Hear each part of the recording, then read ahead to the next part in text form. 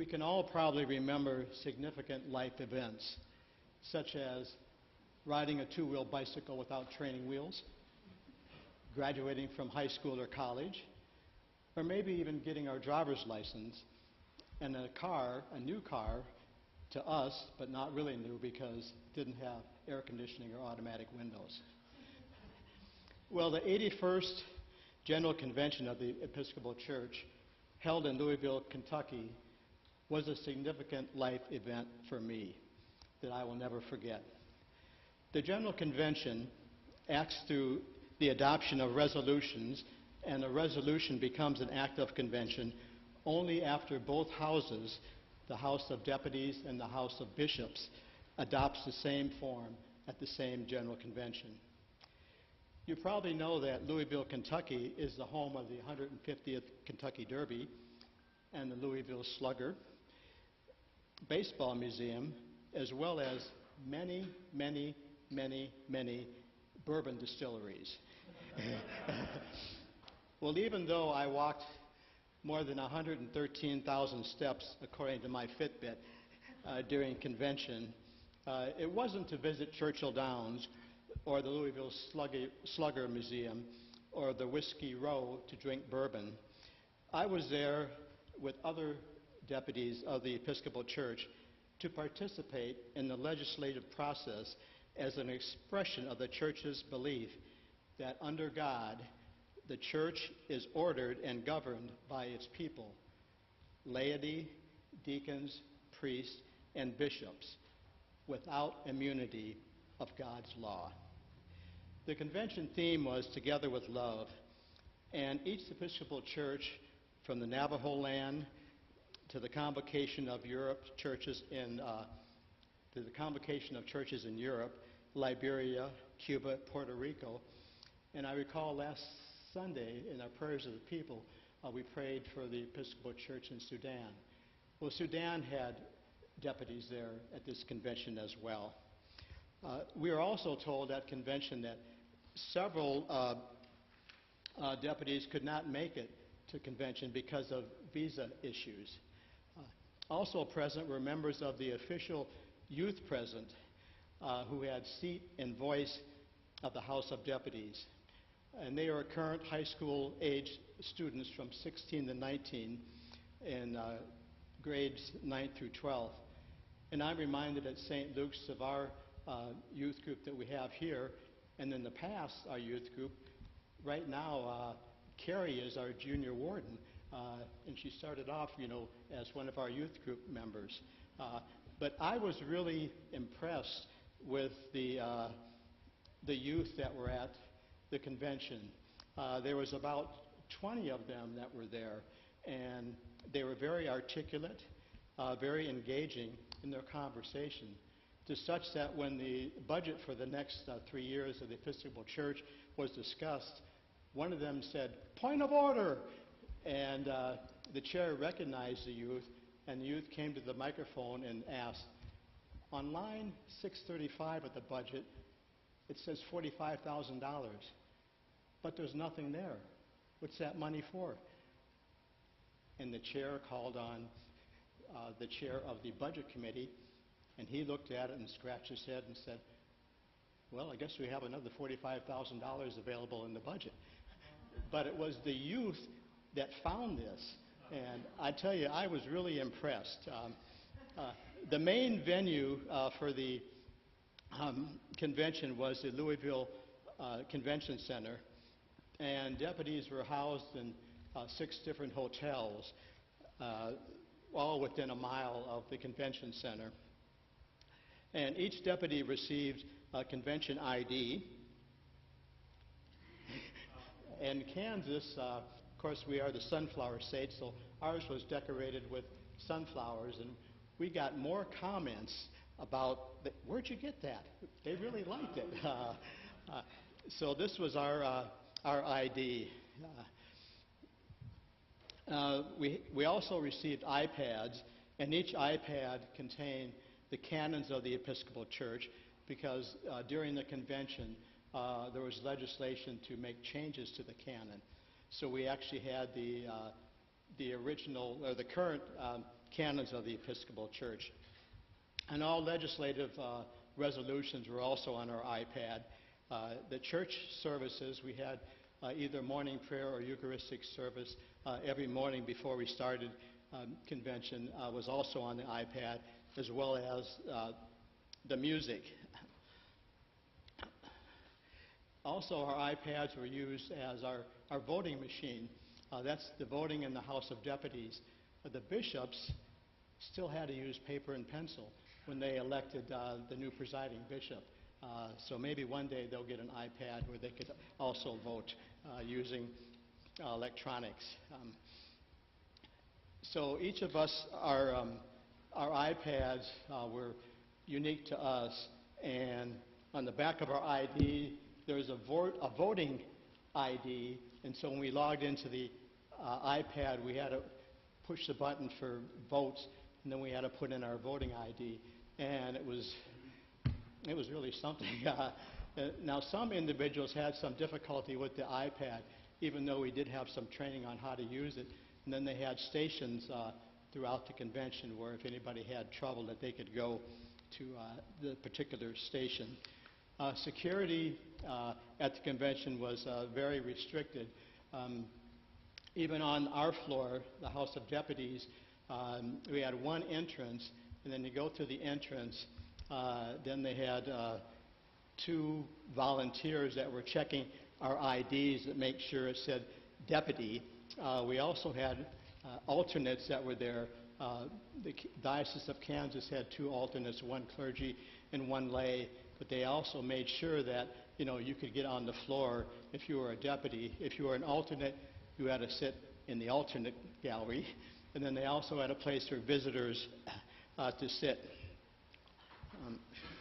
Also, each diocese had a name stand or a stanchion, and that we were told to decorate, and they were going to give an award near the end of convention, whoever had the best one. And we chose to use our state motto, Ad Astra per Aspera, through hardship to the stars. And we had stars on the top of ours, and we had some lights that were kind of flashing.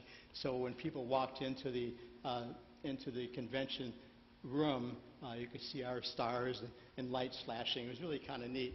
It also helped me find my seat at the table, because there was about 900 in there sitting.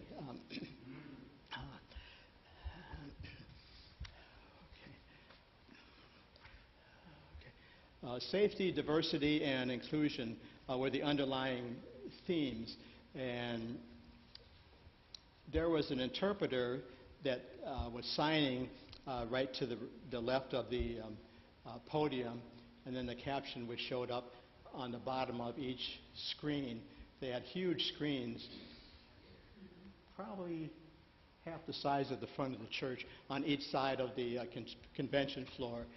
In addition, they had in the back right side, they had 3 interpreters that would translate French, Spanish, and Chinese to the delegates where that was their main language. And then the delegates would have headphones on so that they could hear what was going on in their native language. It was kind of interesting, too, that during the convention, some people giving testimony would speak too fast. And the chair had to say, could you please slow down? Because they're trying to get the interpreters, they've got to hear it and then also, interpret it back in that particular language. On Friday morning, after I registered and got my iPad and so forth, the president of the House of Deputies, they had a nomination form. The president was being elected, or there was going to be an election for president of the House of Deputies, and there was 3 qualified individuals. They were all females. One was a Latino, one was an African American, and one was a Native American. So it was really kind of exciting to see that diversity in the Episcopal Church, and these individuals, were up for election. And so they had a forum where they were asked a bunch of questions and pretty much asked about, how they plan to help the church in the future. So before that forum, I had the opportunity to read the bios of the three candidates and to hear them also on an online presentation. However, after I heard them at the forum, I changed my mind about who I wanted to vote for. Because you hear them in person and you hear them interact with the convention floor and really each other. And I really changed my mind such that after it was over and we talked amongst our deputies that, wow, that was really something. I thought we were a church of love. But, it's kind of like, there was no politicking on the floor per se, but they were kind of going at each other, talking about, well, you didn't do this, you didn't do that. Whoa. So that really, really changed my mind. In addition, on Saturday morning, I attended the Social Justice and U.S. Policy Committee meeting from 9 a.m. to noon.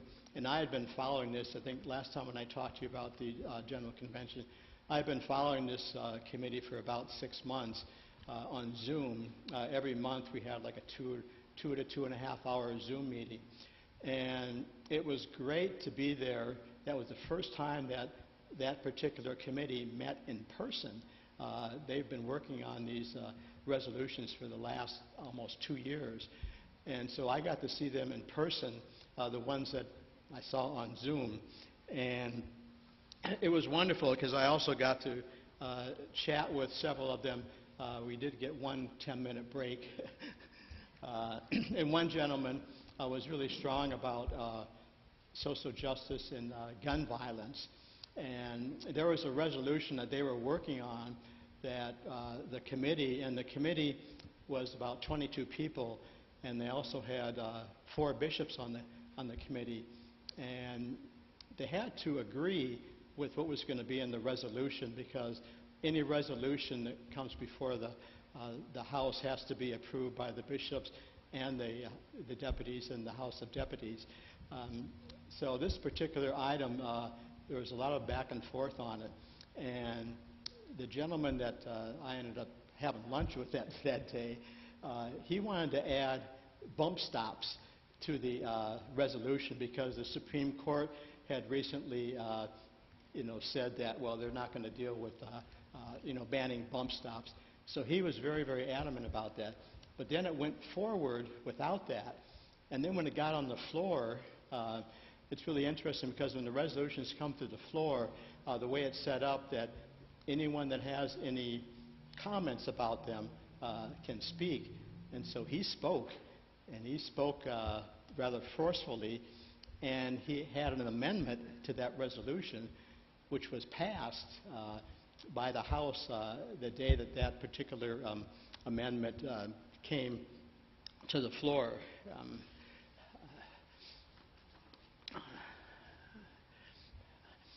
So each day, prior to each day's legislative session, our iPad had the calendar for the next day, which would include legislative resolutions that would be coming before the floor.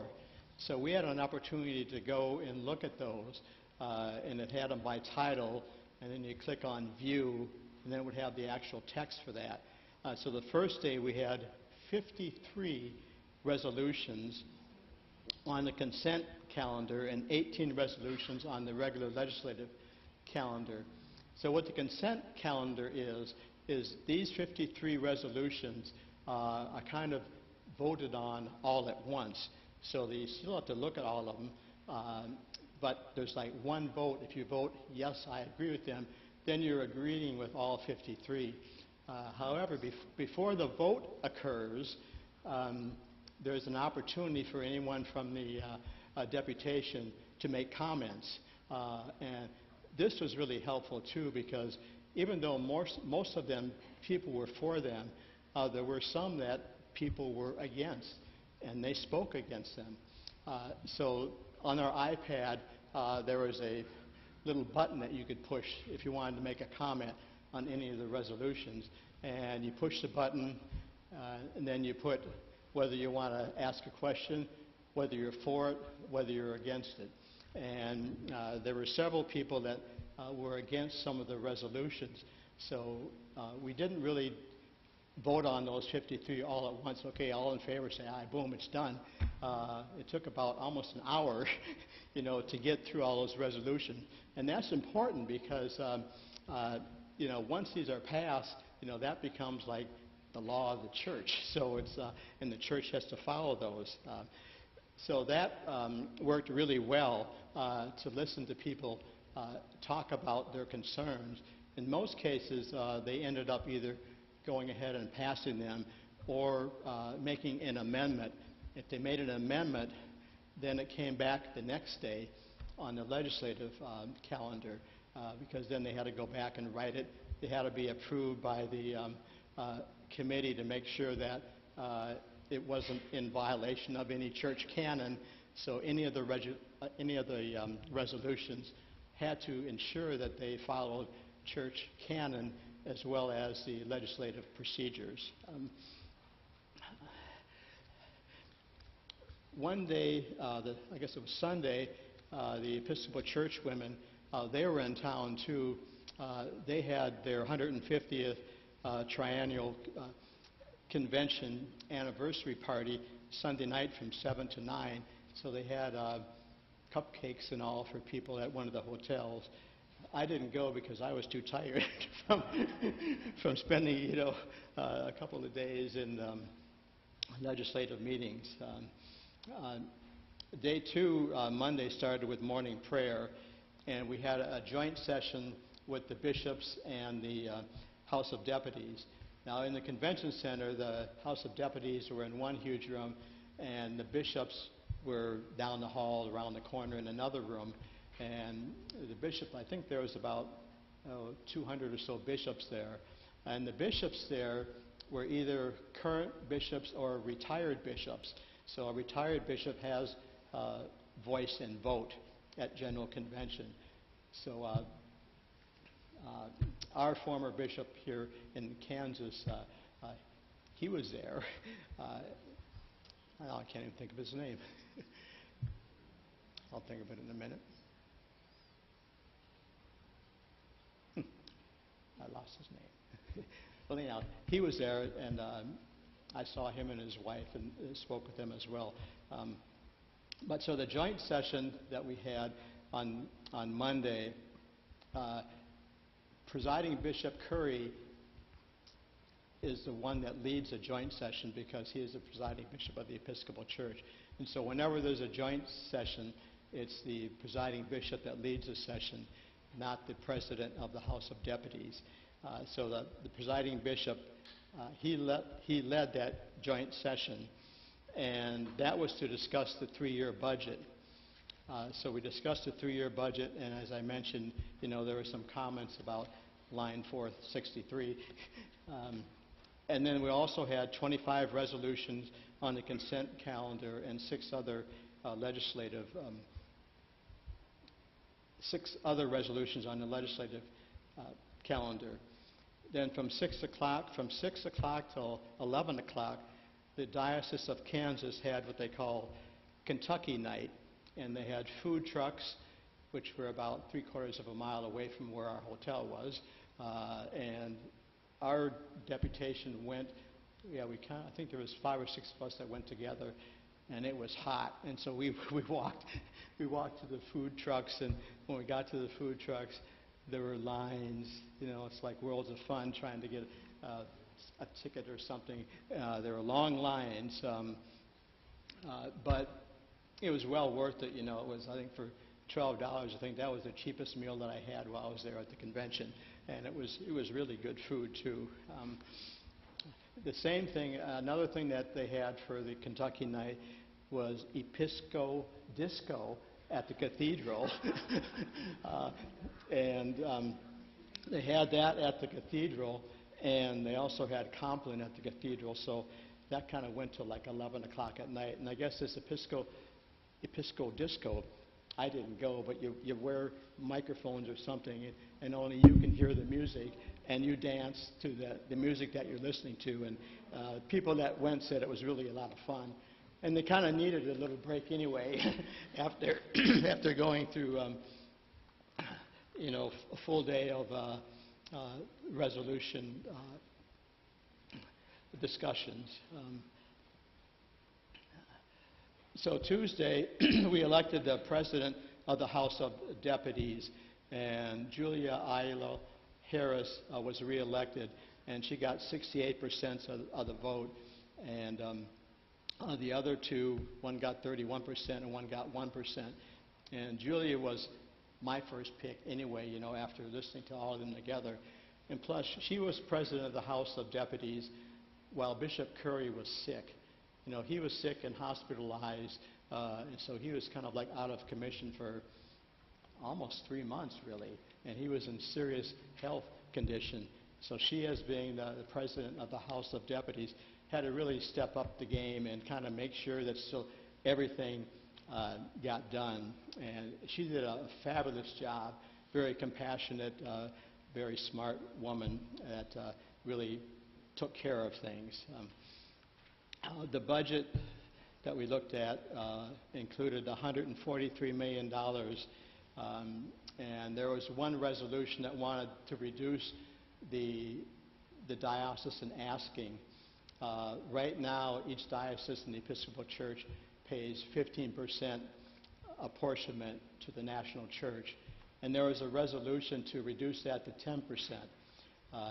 But when the committee looked at all of the legislation that was being brought before the convention, there was no way that they could afford to do the mission of the church with a reduction in the asking. So the budget is for a 3-year period. It's for the next 3 years until there's the next general convention. So they kept the assessment at 15%. I know our assessment here at St. Luke's, we pay an assessment, it's I think about 16% to the diocese, and then that supports the diocese, and then the diocese pays an assessment to the National Church, and that kind of funds the work of the National Church. So that was important that was kept at the 15%.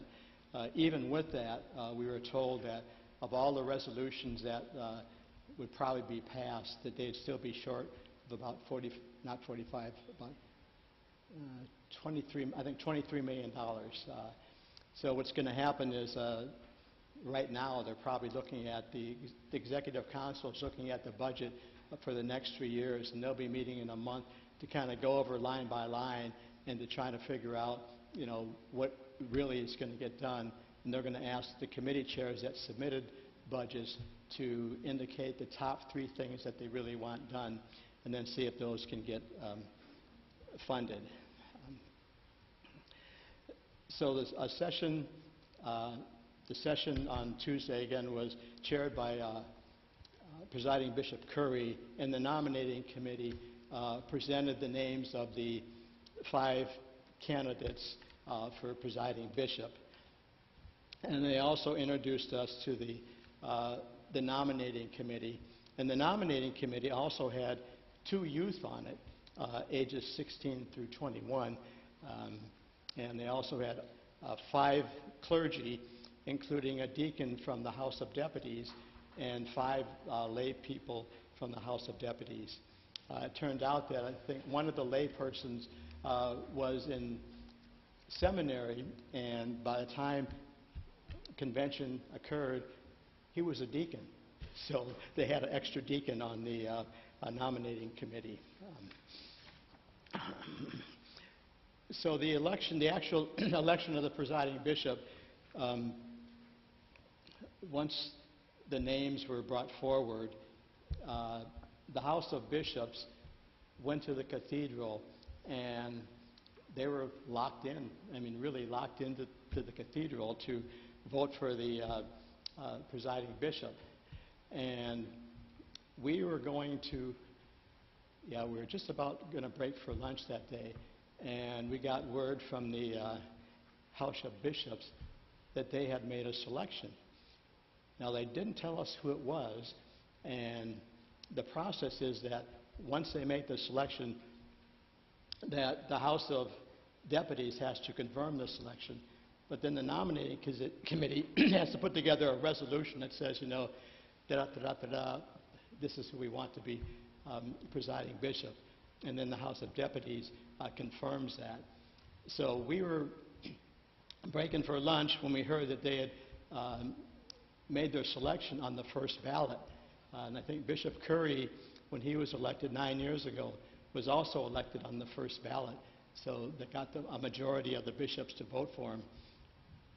So the bishops got catered lunch, and we had to go out to the food truck and get our lunch, but they got their catered lunch.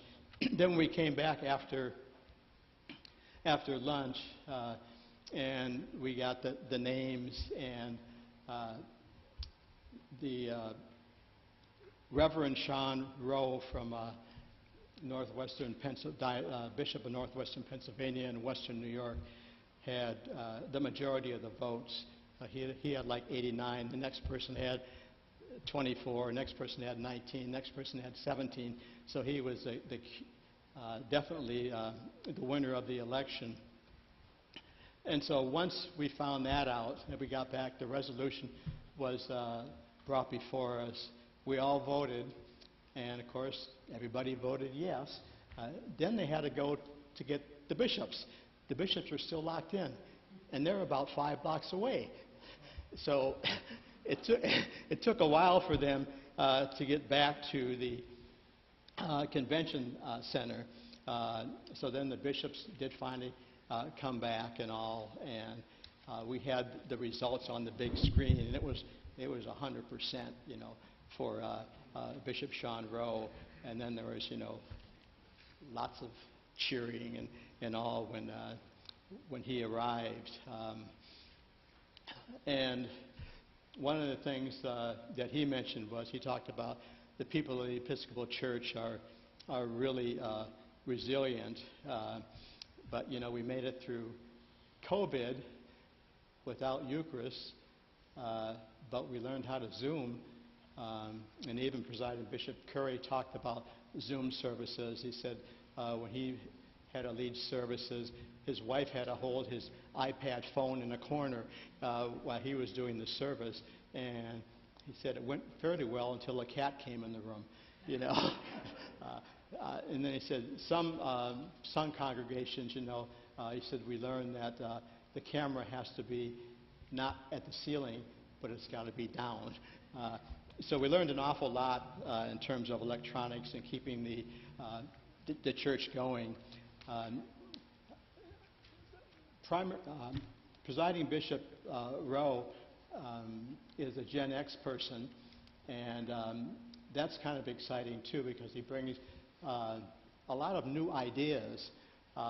In addition, one of the first things that he talked about doing is on November 1st, he will become installed as the new presiding bishop. That usually it takes place at Washington Cathedral in Washington, at National Cathedral in Washington, D.C. Well, he's not going to do that. He's going to have it at the Episcopal Church Office Chapel at 815 2nd Avenue in New York. And it's going to be live streamed in several languages.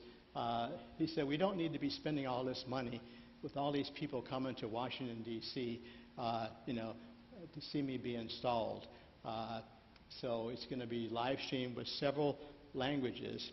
And he said, we need to care for God's creation by reducing our collective carbon footprint. And this is one of his ways of starting that. By his confirmation will be at the Episcopal Church office at 815 2nd Avenue. Now, another thing I learned about 815 2nd Avenue when we were going over the budget is that that building is owned by the Episcopal Church, but very rarely used. It's rented out, and the money that they get from renting out that building helps sustain the building. It pays the utilities and keeps things going. And I think 2 or 3 general conventions ago, they talked about selling that building. It's in Manhattan, so it's probably worth a lot of money. So that's going to be talked about soon, I'm sure. I want to mention we also elected 13, 14 other individuals to various positions, the Executive Council, the Court of Review for Clergy and Laity, the Committee for the Election of the next presiding bishop. People were already elected, even though it's going to be 9 years away, that people were elected to those committees. The main, there's about 6 or 7 things that were passed that you need to know about in terms of legislation that was passed at the General Convention. First of all, one was to expand the Diocese of Hawaii to include Guam and Saipan, formerly comprised of the Episcopal Church of Micronesia. So that's now all part of the Diocese of Hawaii. They also approved Navajo Nation, the mission of Navajo Nation to become a missionary diocese, which means that Navajo Nation can now elect their own bishop. And that was a big deal, you know. And they talked about that a lot.